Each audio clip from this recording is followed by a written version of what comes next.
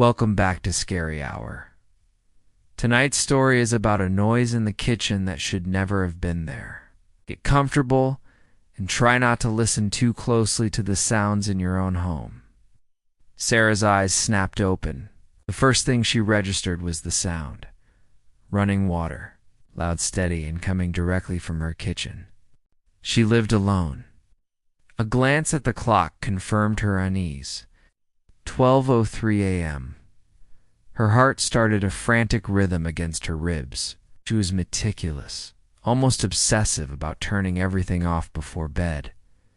The faucet was always a double check. So what was that sound? Then another noise cut through the rush of water. A faint, unmistakable clink. The delicate sound of a spoon stirring against a ceramic cup. Someone was in there, making tea. Panic, cold and sharp, seized her. Her first instinct was to hide, to pretend she was still asleep. But a chilling curiosity, a need to know, propelled her out of bed. She grabbed her phone from the nightstand, her thumb fumbling with the screen before activating the flashlight. The beam cut a nervous, dancing path ahead of her as she crept into the hallway. The air here was different.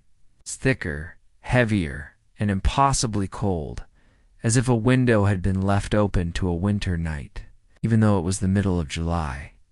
The kitchen door, which she always closed, stood slightly ajar. A sliver of flickering light spilled out, pulsing like a weak heartbeat. It wasn't the main overhead light. It was something else, something lower. She took a deep, shaky breath, her hand resting on the cool wood of the door. She pushed it open, the hinges groaning in protest. Instantly, the sound of running water stopped. The abrupt silence was more terrifying than the noise it replaced. The only sound now was her own ragged breathing. Her flashlight beam swept across the room. The sink was dry, and there, on the center of the kitchen island, a teacup sat. It spun gently, a slow, mesmerizing rotation, as if an invisible hand had just let it go. Dark liquid tea dripped rhythmically from its side, forming a growing puddle on the tiled floor. She hadn't made tea in days. She didn't even like tea. A whisper, so close it felt like a breath on her skin, brushed against her ear. "You left me hungry." Her blood turned to ice.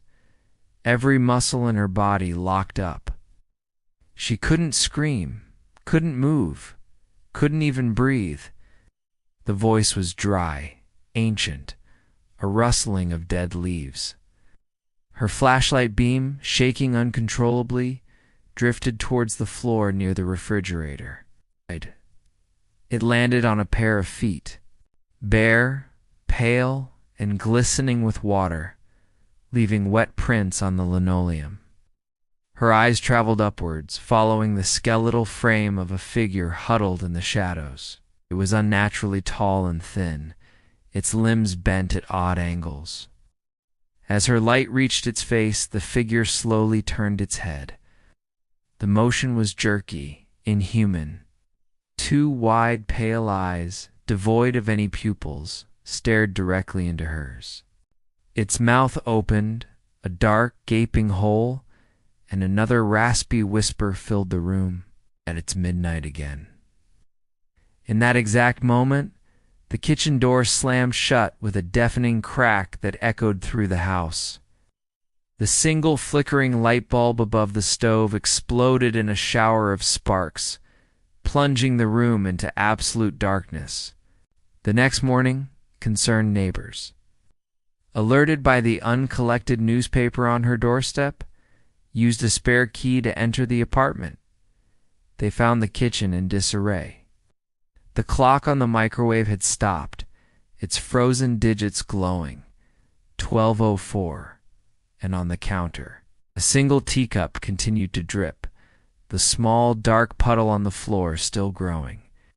Of Sarah, there was no sign at all. If you enjoyed this story, Make sure to hit that like button, subscribe to Scary Hour, and ring the notification bell. You wouldn't want to miss what happens next. Thanks for listening.